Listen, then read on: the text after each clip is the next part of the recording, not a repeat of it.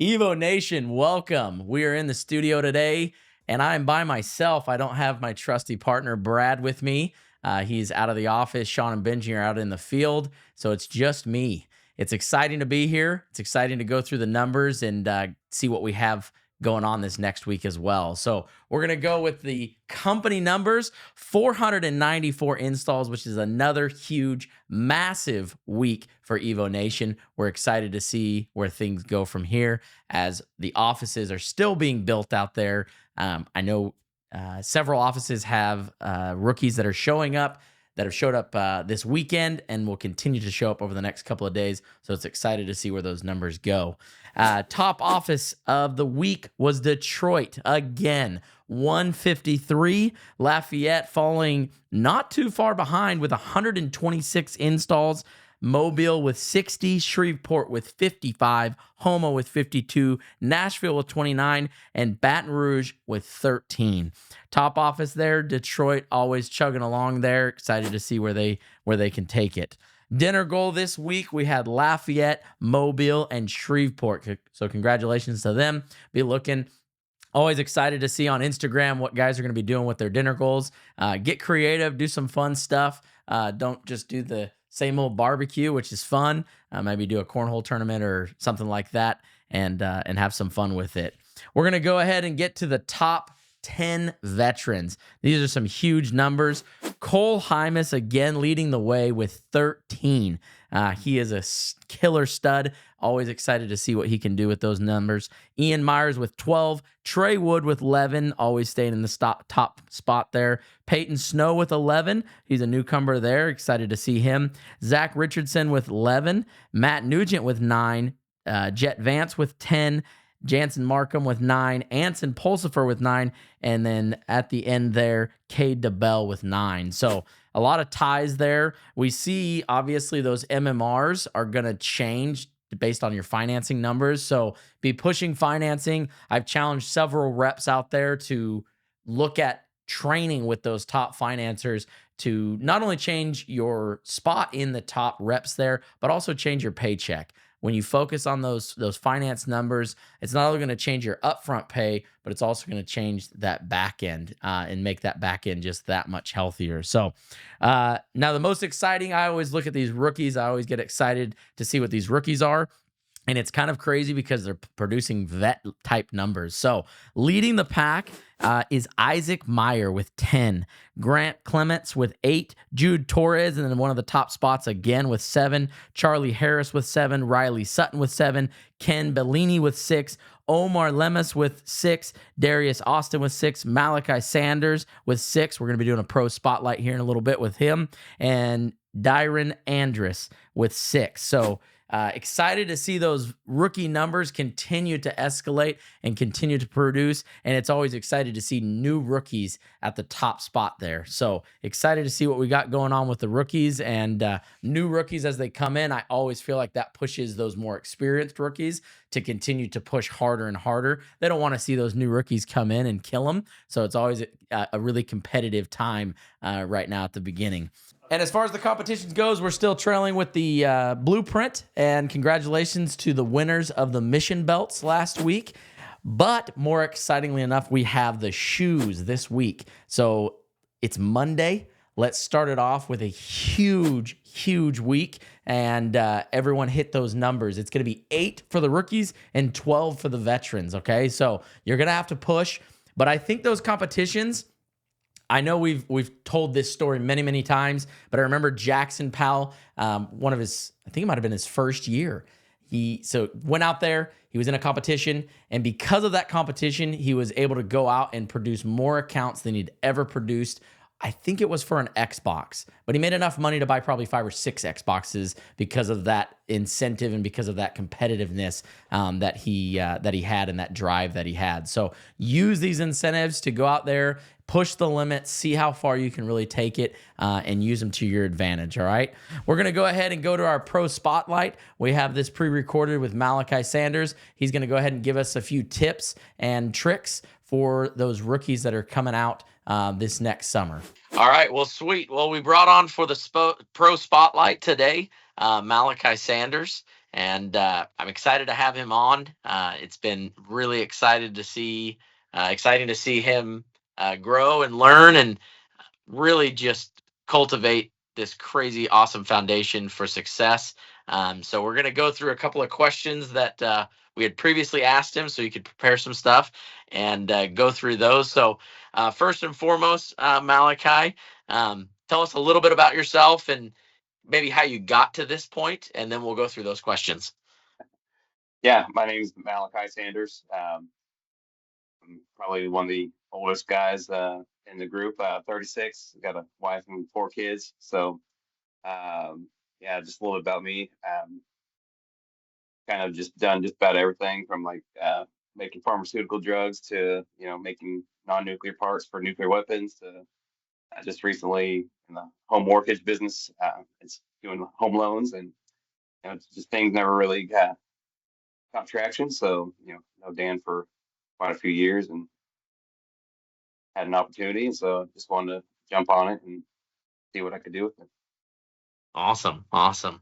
Well, it's good to have you here. So one of the things we wanted to go over was obviously transitioning from a 9 to 5, right? That's what you're working, and moving into an all commission sales job, and that can be daunting. And for a lot of these guys, they're not married. Some of them are. A lot of them don't have children and things like that. So you have a little bit different perspective than we do. But what was your mindset coming into this particular job and going into the summer? Yeah, I'm in 9 to 5, right? I mean, but we were working a ton last year. We had a pretty busy office, so but yeah, it is different though because with that you do have a little bit more. I don't want to say a little bit more structure, but I mean, you got to be there or else you're fired, right? And so, but with this, it's like I like it just because instead of being constrained to what I can make like on an hourly basis, I just go out there and then whatever I can do, like I get paid on based on my output, right?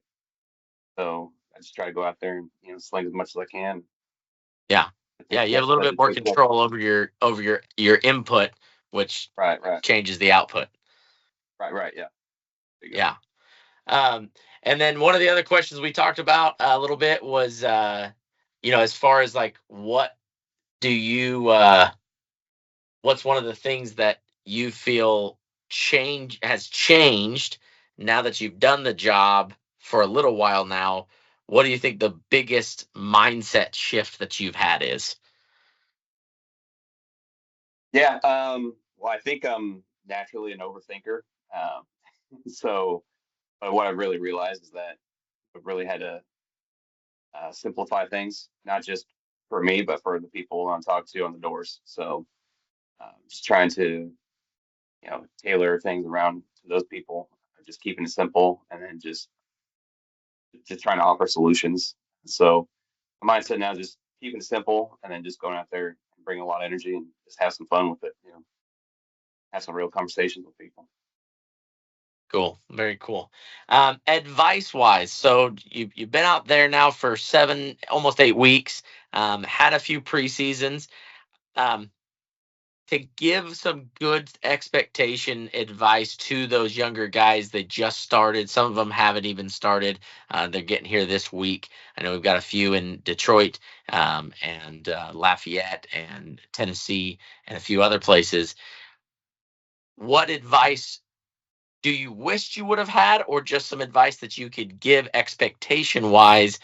Because you didn't just have a bull out the gate, exciting entrance into this. What was your start like?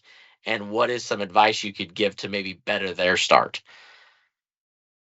Yeah, I went on a few blitzes, and obviously I was hoping to tear it up a little more than what I did. I still got 15 during the preseason, which isn't too bad, but a lot of that was kind of knocking in between the blitzes as well. I would say the main advice to give rookies is to really get your pitch down. Um, like even if it's just 5 sentences, just something that you can always fall back on. I mean, when you get a little more experienced, you'll see the vivid sign or the people already with cameras, and then you can kind of tweak it from there. But as long as you always have something to fall back on as far as your pitch and why you're there. I think that'll go well. And then of course, just like I said earlier, just keeping it simple because when you start to overcomplicate it, then you have a hard time connecting with people on the doorstep. And then yeah, just have fun with it. Bring some energy to it. I mean, and that's honestly the biggest thing. And get to know the keynotes and the slicks as well, just because you don't want to go out there looking like a goof. I mean, I was, you know, my first week, I mean, I think a lot of guys could tell you I was kind of just ignoring people, just kind of going through the keynotes and everything, just trying to get to learn it. So now it's like just second nature. I know where to click and where to go, and Yeah, which you got it's a that lot muscle easier. memories down. Right, right. Um, Expectations that you might have had for yourself, at a certain point, I don't know at the beginning, I'm not saying you did or didn't, so that's why I'm asking. Was there a certain point where you felt like, man, is this going to work? Like, is this working for me? I don't know that it is, because you felt like it wasn't clicking fast enough. And what did you do to kind of overcome those negative thoughts? Yeah, I mean, I was pretty nervous about coming out, because it's kind of really high risk, high reward. So yeah, I was honestly, I had some self doubt, but I think first and foremost, I just put my faith in Jesus, uh, just trusting in God, because He told me that this is the right way. And then of course I got my own self doubts, but then also just my wife, Jamie, uh, just believing in me as well. So I think just put my faith in God and just trusting the people that believe in me, I think it really catapulted me as well. And so I just wanted to come out and just wanted to come out and kill it, just so I can, you know, yeah, get to where I wanted to be. You know, so Absolutely. had to put the doubts and fears away and just go confidently, right? So Go to town. Um, yeah. What do you think now? I mean, last month you were the top rookie in the entire company, so I think that's incredible. So Malachi, just so all knows, that he's from back home where I'm from, and lots of different people around town and at church. Like, well, how's Malachi doing? And I know that my grin was just so big, but like, no, he was top rookie last month in the whole company. So it was a really big deal for me. I know it was even obviously a bigger deal for you, but it was really really cool to see that. Um, Keeping that momentum going. Just one last word of advice for these new guys that aren't there yet. They see you way up here.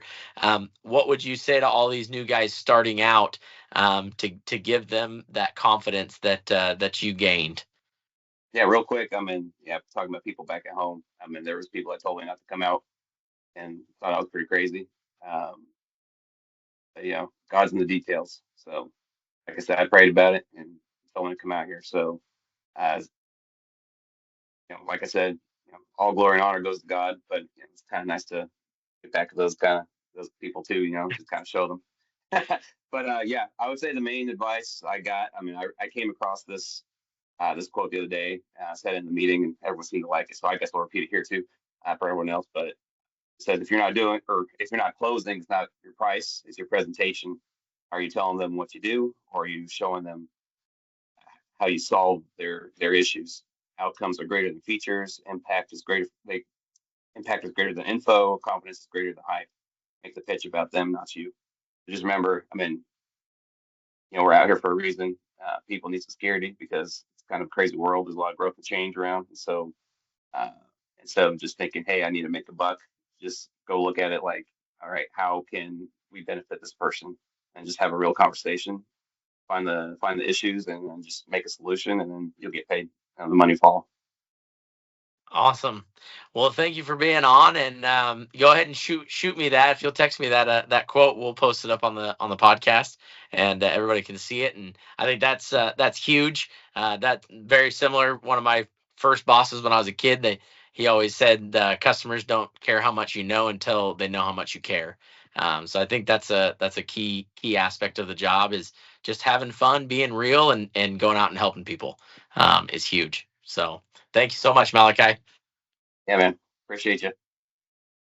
Well, it's always exciting to see Malachi pushing. Obviously, being from back where I'm from, my hometown, rooting for him. A lot of the people that, like he said in the interview, kind of had a little bit of a chip on his shoulder to push harder than anybody else out there. And that's proven to be true when you kind of have that chip on your shoulder. I think Sean had mentioned that a couple podcasts ago. You do work differently when you kind of are proving those naysayers wrong. So go out there, make it happen. I know that was a big reason that I succeeded early on. Is I had people telling me like, "What are you doing, quitting your railroad job? I can't believe you're doing that. I think it's the wrong decision." And I went out there and proved them all wrong. And I was excited for that. All right, deal of the week coming at you from Trey Wood. Financed 51.59. Breaking it down with his projection and where he's looking at hitting, he's going to be making $1,651 on one sale. So financing truly does change the landscape of your upfront pay, but also a lot of MMR dollars coming at him from the back end because of that finance deal. So if you haven't already, be looking at getting with those top financiers in your offices and looking at how you might finance more, bringing it up sooner in the sale, how they're using those one-liners to get to financing.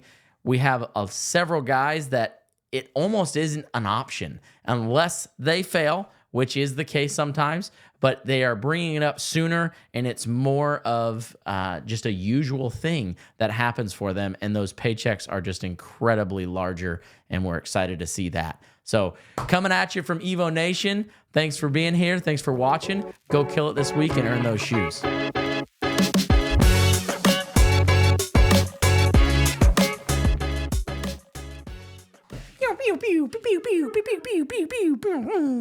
Back to you in the studio, Dan.